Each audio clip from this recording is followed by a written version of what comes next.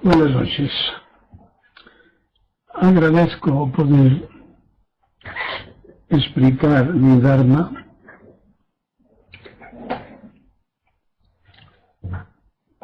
si alguno quiere hacer alguna pregunta o compartir algo, que lo haga.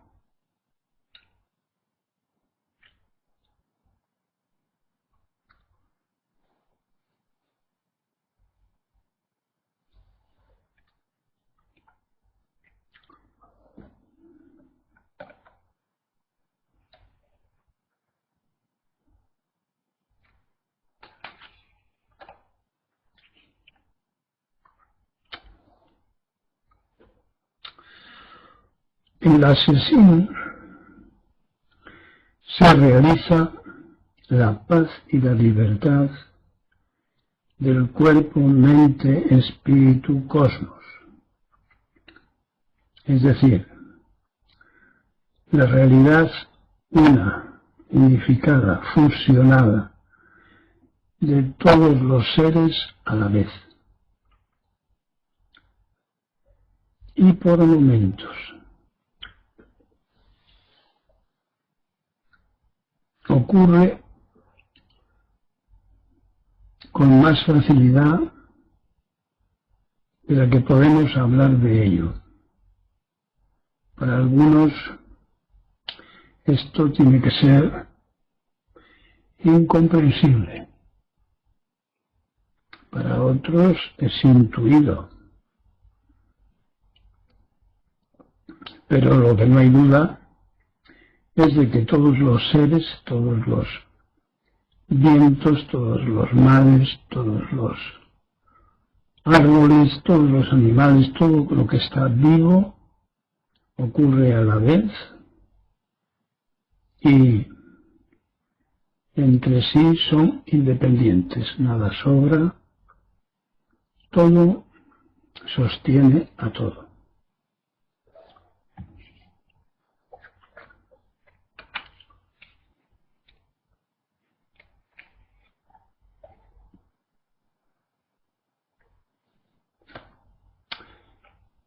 Intuitivamente, es decir, sin tener toda la información, actualmente podríamos llamarla científica, nuestros abuelos aprendieron que un vaso de leche antes de dormir facilita el sueño. Hoy sabemos que es un precursor, la leche, de la melatonina, una neurohormona. Y que el caldo de gallina venía muy bien para catarros y gripe, no caldo de pollo, sino de gallina. Y los rusos, en su centro de investigación y estudios, descubrieron hace ya 40 años que la carne de gallina tenía un antibiótico. O desde nuestras tatarabuelas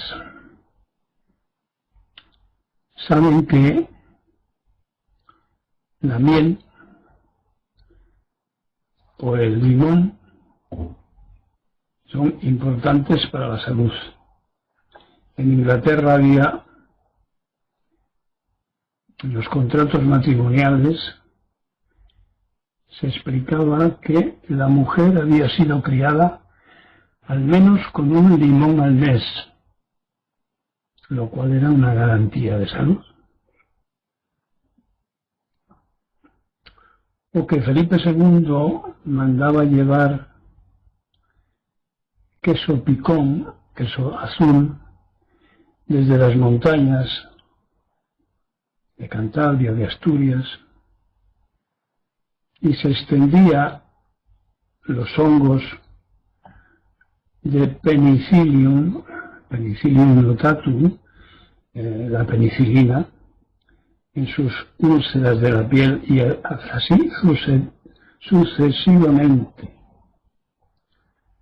Pero el comienzo de todo esto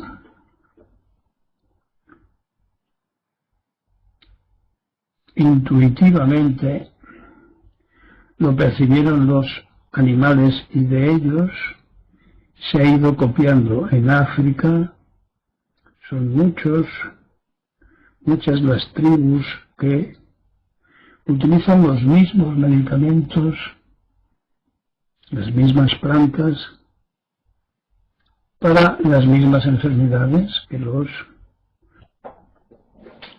gatos y más gatos, y se restriegan contra ellos, contra las flores, comen las flores, las hojas, y se ponen mimosos y al parecer perciben sensaciones eróticas a juzgar por sus movimientos. Y las plantas aromáticas son muy utilizadas por los estorninos al construir sus nidos, y las águilas las renuevan contra las moscas que van a comerse o a poner huevos de los restos de carne. Cuervos, en general córvidos, utilizan las hormigas para darse baños alternantes de agua, de polvo, de tierra y de hormigas, por el ácido fórmico que mata a los parásitos. Los cuervos también utilizan el humo, que tiene características semejantes, hasta el punto de que roban leños semiconsumidos y organizan incendios inesperados. Los erizos lamen la creosota de las hayas y con la lengua lo extienden por las púas, exactamente igual que hacen con el tabaco, para eliminar parásitos. Los milpies, por ejemplo, son utilizados por los lemures.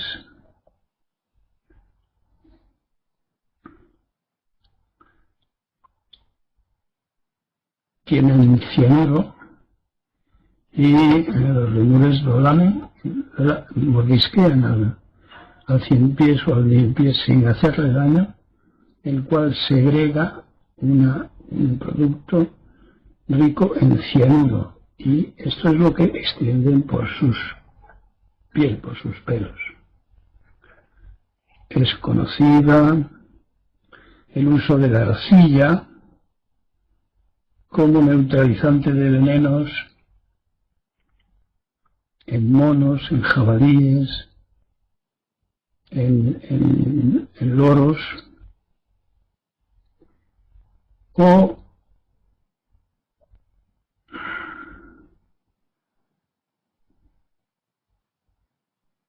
el jaguar, que utiliza las hojas de ayahuasca.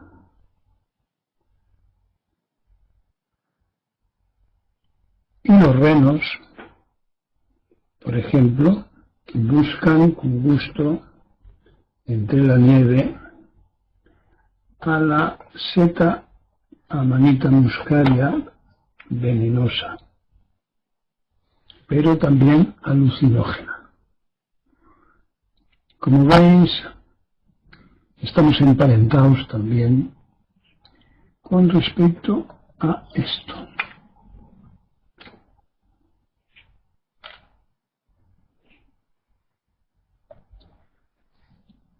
¿Alguna pregunta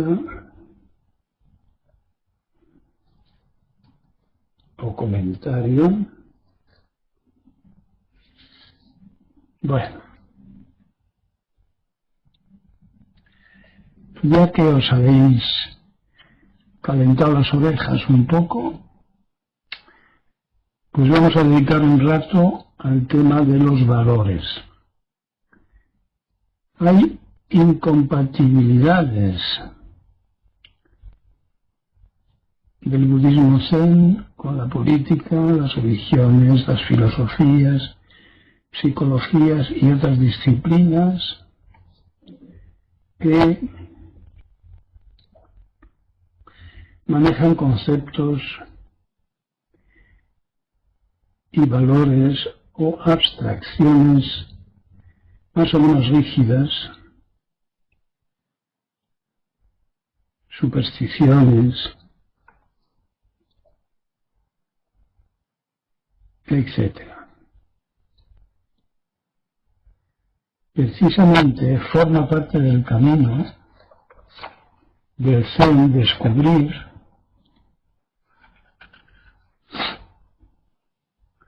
contradicciones y superarlas, abandonando lo inútil.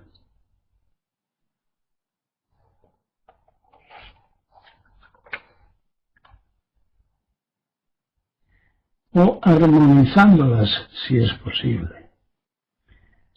Lo que sí podemos afirmar es que pertenecen al campo del ego, de la mente superficial, del pensamiento que se defiende y se compensa.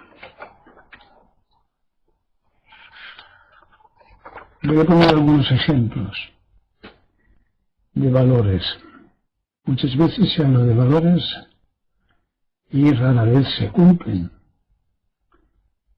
Esto forma parte del idealismo. Pero el primer ejemplo que sea para el campo de lo económico o lo financiero,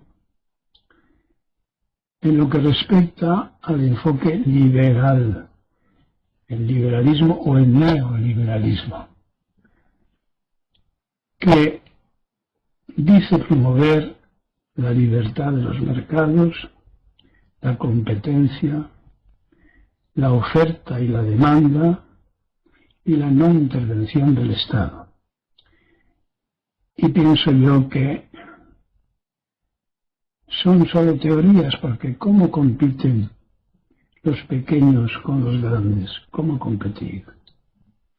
¿Qué clase de libertad es esa?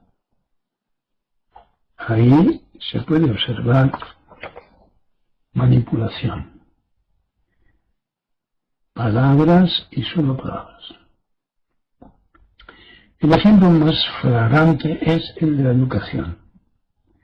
La familia se equivoca sistemáticamente a la hora de educar, como la escuela, el barrio, el pueblo, la cultura, la ciudad, el país. ¿Por qué?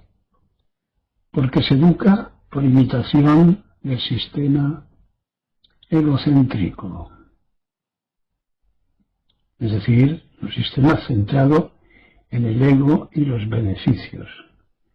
No solamente está alejado de la naturaleza, sino, como ya vamos aprendiendo a reconocer, contra ella.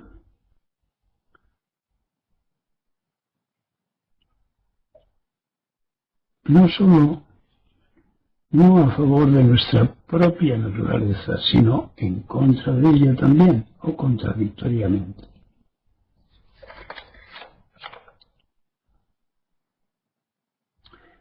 En este punto recomiendo mis libros 13 y 14, Buda cara de sol y el Buda de Oriente, que son los dos aspectos tópicos relacionados con el hombre y el resto de las especies. Cuanto más idealista sea, más frustrador resulta para lo que el sujeto tiene que integrar.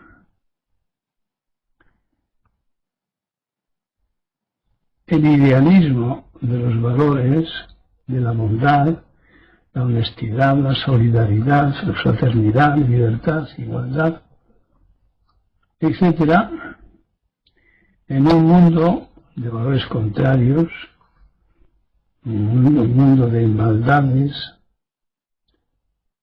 egoísmos, esclavitudes, abusos del débil, autoritarismos, crímenes, crueldades, codicias, y así interminablemente,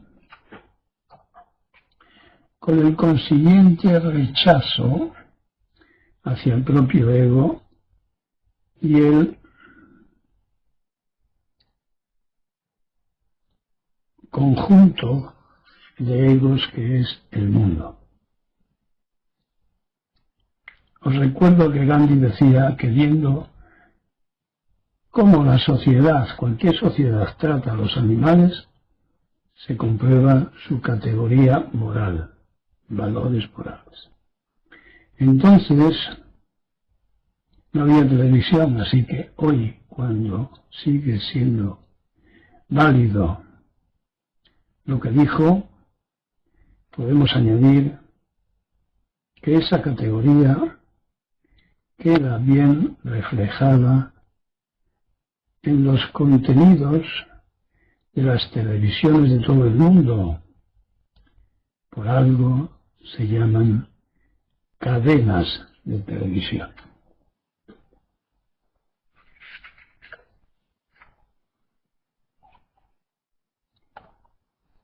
Otro aspecto de los valores: dependencia e independencia.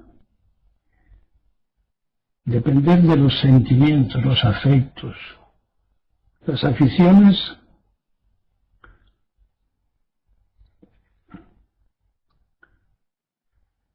es independiente, o es, mejor dicho, dependiente del me gusta y el no me gusta, de aceptar o de rechazar. Depender de los pensamientos, los puntos de vista, las opiniones, es lo mismo. Solo la racionalidad dispone de cierta independencia, pero a la acción justa solo le llega por el desapego y la impersonalidad. Por ejemplo, la pereza.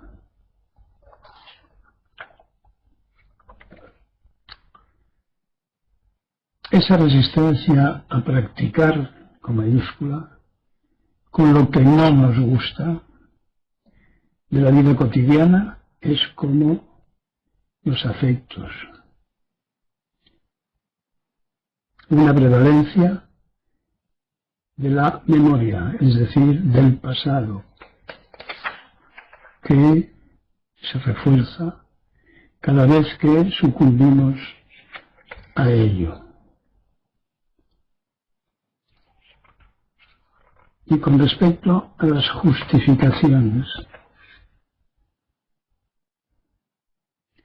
forman parte del personalismo, y en el Zen hablamos de impersonalidad, no de personalismo.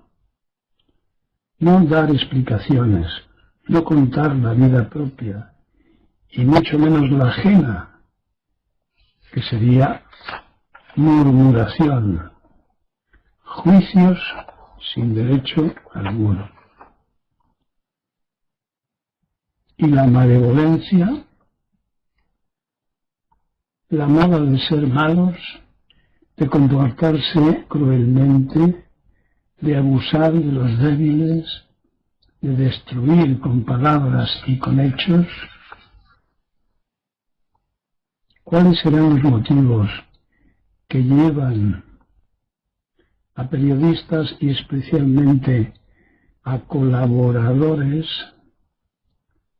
así como ciudadanos, a complicar las situaciones, resaltar lo negativo, malmeter, y explotar lo negativo como estímulo de los sentimientos y afectos negativos. Es en muchos casos una técnica para tensionar los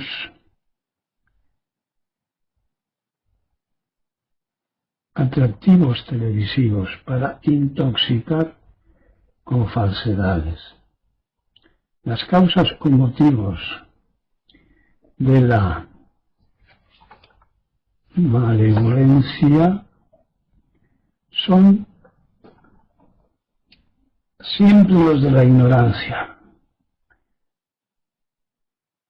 Un medio de ganar dinero sin importar a base de qué.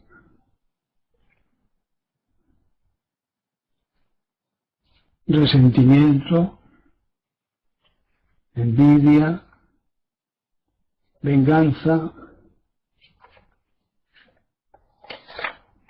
En el lado opuesto está el romanticismo, el sentimentalismo. Es el resultado de condicionamientos angelicales, en el sentido de seleccionar lo más agradable, lo más bonito, lo más esto, lo más lo otro, en sentido positivo. Probablemente es el resultado de la confusión con la bondad, la belleza, los cuentos de hadas, los libros de amor y fortuna, de caballerías, de aquellos juglares de la Edad Media. Los cánticos de las celebraciones y fiestas que reforzaban y refuerzan hoy el condicionamiento positivo.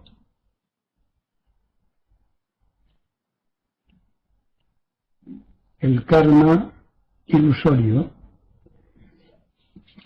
de las películas azul y rosa de final feliz, decadencia, miopía, olvido selectivo de lo que no gusta. ¿Y cómo es que aprendemos estas cosas? Porque las copiamos. A esto lo llamamos mimetismo, formar parte del conjunto. Hay gestos que se copian. Hay gente que se acostumbra a abrir mucho los ojos mientras habla. De vez en cuando abre mucho los ojos. Intuyo que no solo pesan las neuronas espejo,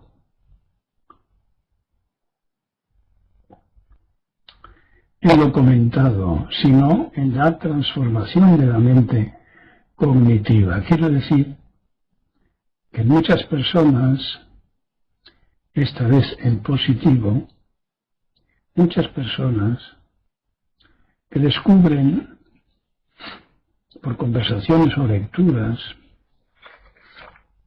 que algo es posible, lo suficiente para copiarlo, para llevarlo a la práctica, pues lo realizan, aunque no lo entiendan. El punto es este, aunque no lo entiendan, se trata de imitación, como los primeros años de los niños. Esta puede ser una de las explicaciones del cambio, de los cambios, o del gran cambio que conduce al despertar. El karma funciona en los dos sentidos, en lo negativo tanto como en lo positivo.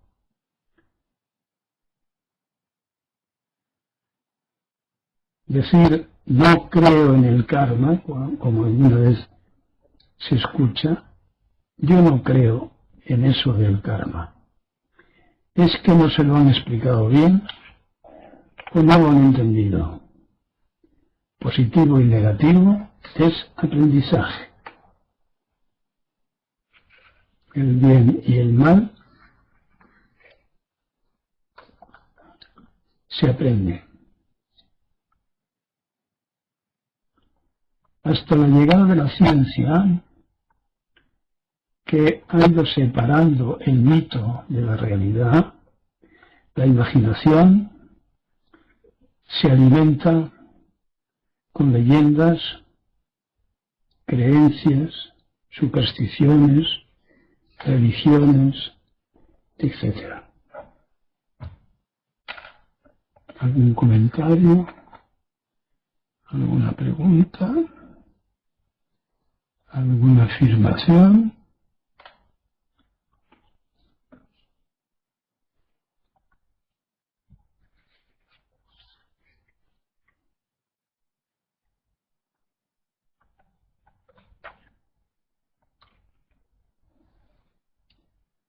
No parece.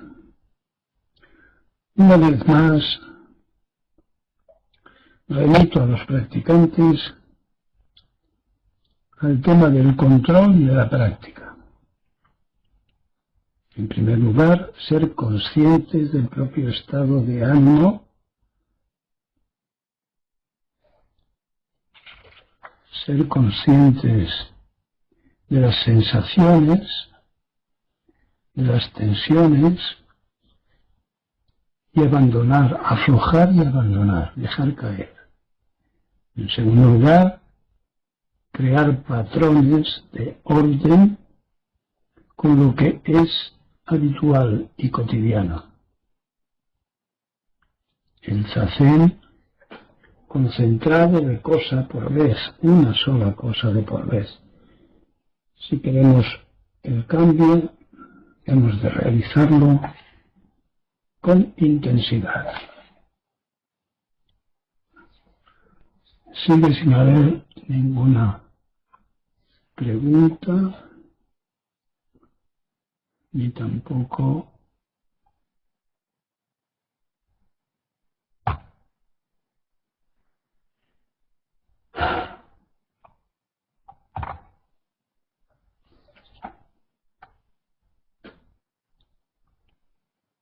aportación. Finalmente, diré que los bodhisattvas también desilusionamos. Somos seres humanos con manchas. El practicante que haga juicios de la parte por el todo, es decir, ante un error o desilusión producida por un bodhisattva con el que trate, y llega a la conclusión de que nada le vale, condenando por tanto la totalidad, cae en la trampa de la prueba de su propia inmadurez.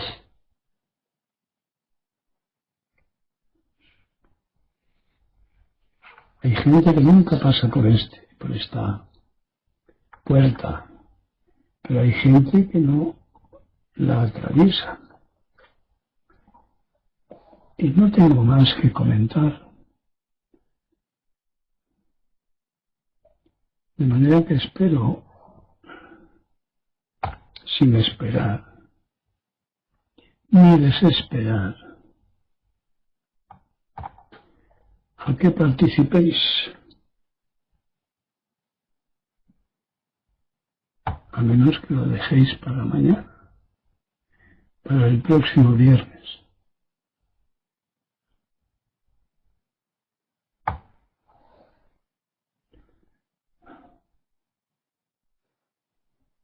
Cinco. Hombre, ya tenemos.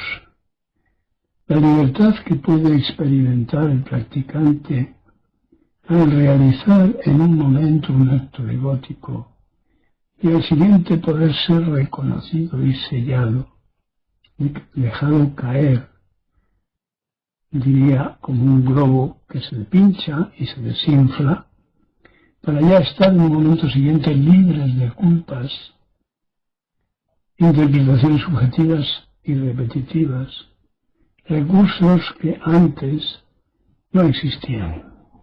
Bien, pues efectivamente eso es posible. Pero claro, hacer juicios sobre el propio ego no es haber entendido lo ilusorio del ego, lo inexistente del ego. Por lo tanto, la creación de la culpa es una hipertrofia más de una valoración.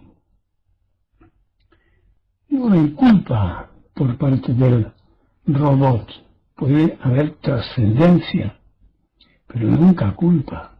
Es decir, kármicamente las cosas tienen consecuencias positivas y negativas desde el punto de vista kármico. Como por ejemplo, las causas de la acción, si son egocéntricas, y las culpas consiguientes, pero sigue siendo karma. Así que caigamos en la cuenta de lo ilusorio del ego. El ego no existe. Es una película, es un robot, es un disco. Y hemos de comprender también cómo se ha formado y también cómo puede ser sustituido por otro enfoque, por el cambio, por el despertar, por la lucidez.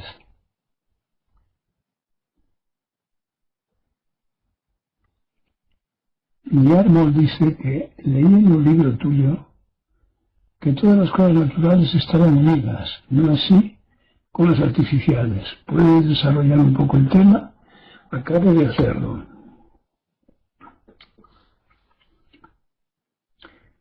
Todas las cosas naturales están unidas por la interdependencia. Por eso decimos en el Zen, ni una sola brizna de hierba sobra. La red de Indra. Todo está interconectado. Todo es interdependiente del resto.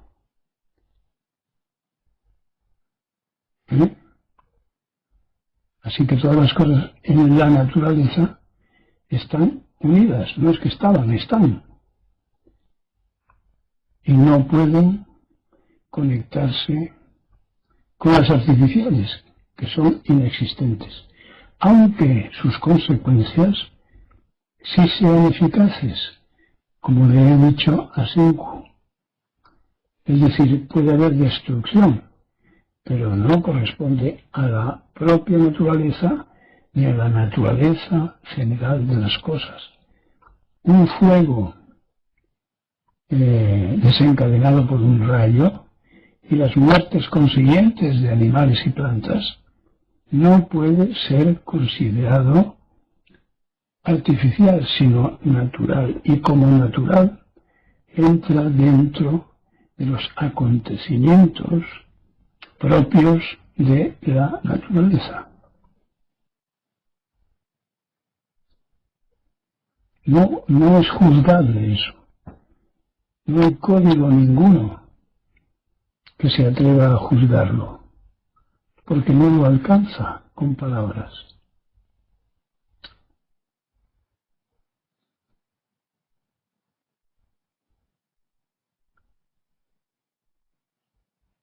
¿Alguien más?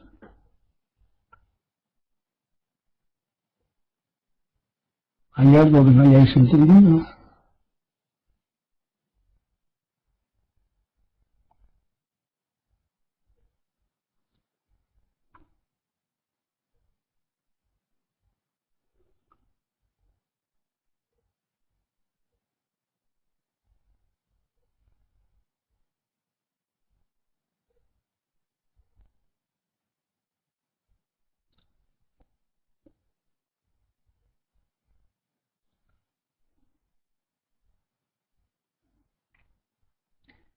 Bueno, pues si no hay nada más, lo dejaremos aquí.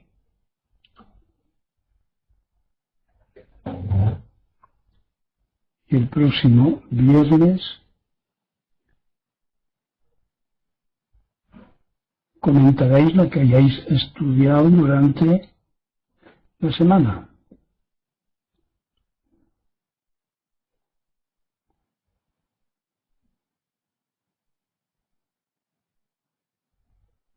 Cabello. ¿Cómo podemos trabajar el sentimiento de culpa? Pues lo primero, reconociendo que es un implante artificial del ego. Segundo, aprendiendo a borrar, dejar caer, dejar pasar. Y en último extremo, con una práctica continuada. Recordemos al maestro Narita, que decía, está bien ayudar a los demás, está bien ayudar a uno mismo, pero lo mejor es seguir el camino de Buda.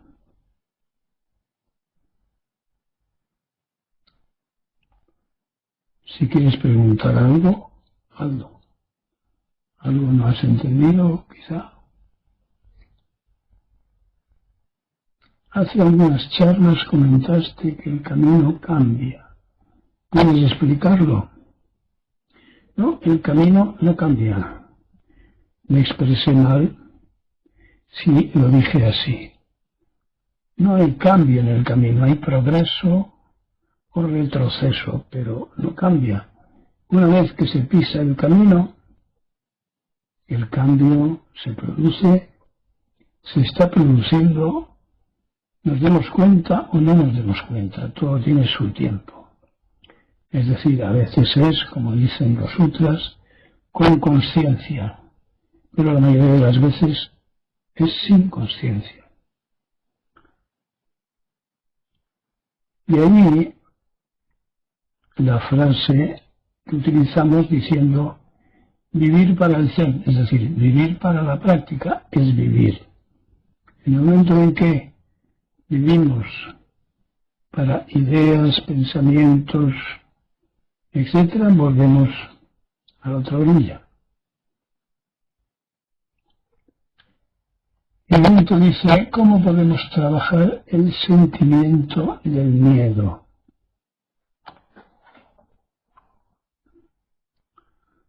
Así en general, no miedo a esto, miedo a lo otro. ¿Puedes concretarlo o no?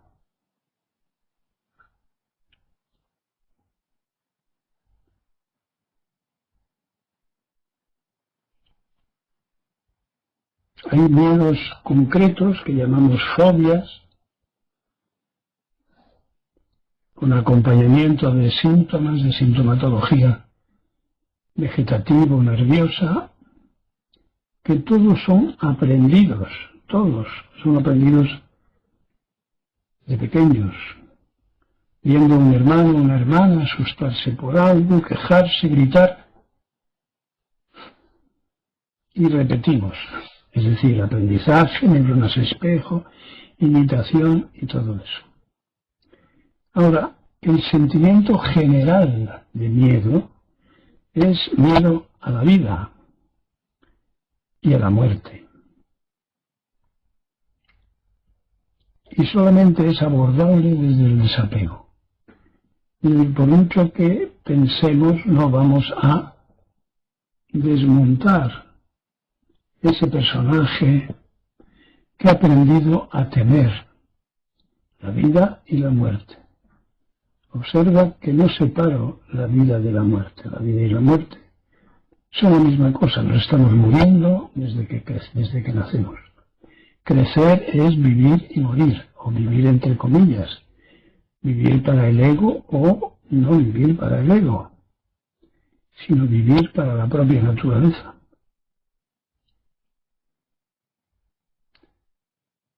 Si la práctica de las enseñanzas de Buda es seria, el miedo general desaparece. no tiene dónde apoyarse, no tiene sentido.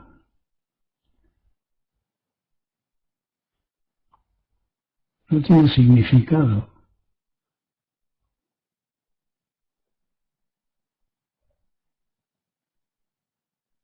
Son palabras, son impresiones, son sentimientos, por lo tanto, ego y más ego. En cualquier caso, el miedo no puede, no debe convertirse en obstáculo para el despertar, para que cada uno sea el mismo, es decir, sea su propia naturaleza, no un artificio, un robot, un personaje de película.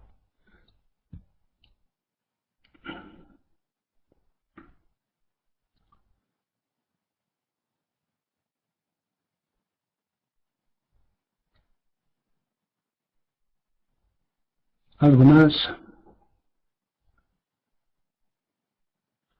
¿O queréis repreguntar?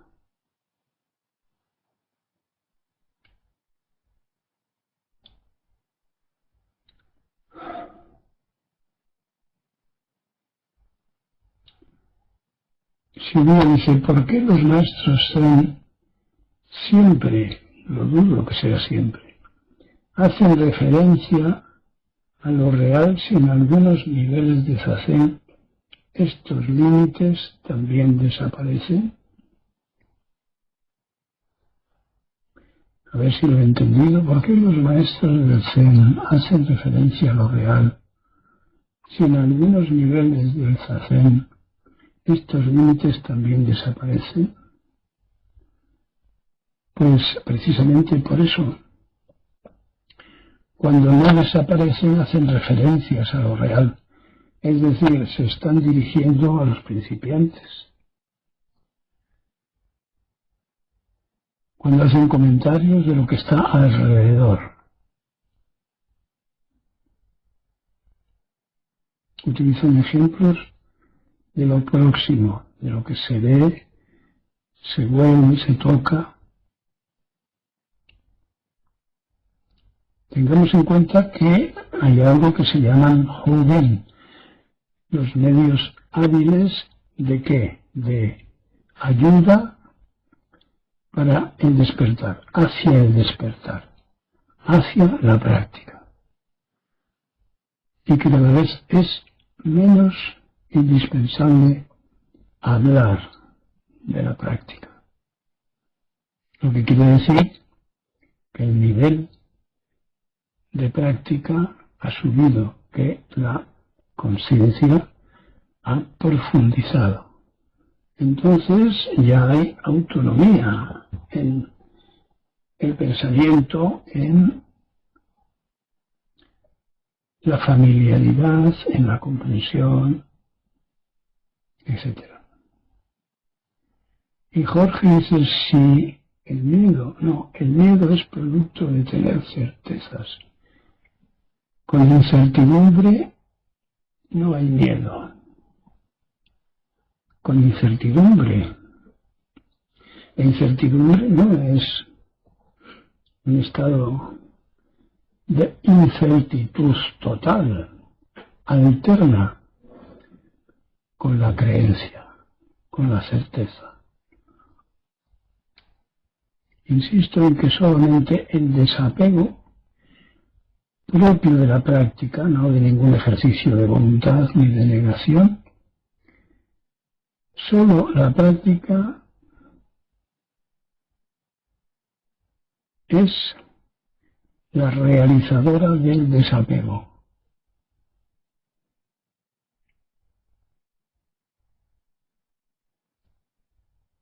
Del desapego a cualquier tipo de causa y a cualquier tipo de efecto. Es decir, de cualquier aspecto del karma. Causa-efecto.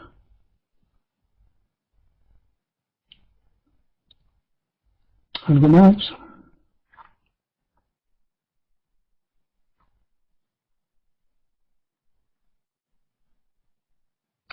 El Dharma, las enseñanzas de Buda, son incondicionadas. Es decir, no hay condicionamientos en todo el funcionamiento de la naturaleza o de nuestra propia naturaleza, que es lo mismo. Sin embargo, karma significa condicionamiento, en positivo o en negativo.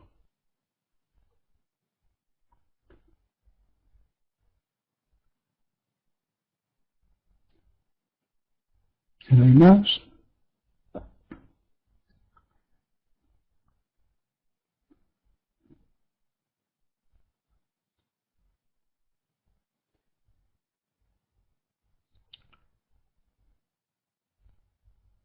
Bueno, pues aquí lo dejamos. Hasta el próximo viernes, que tendré el gusto de escucharos.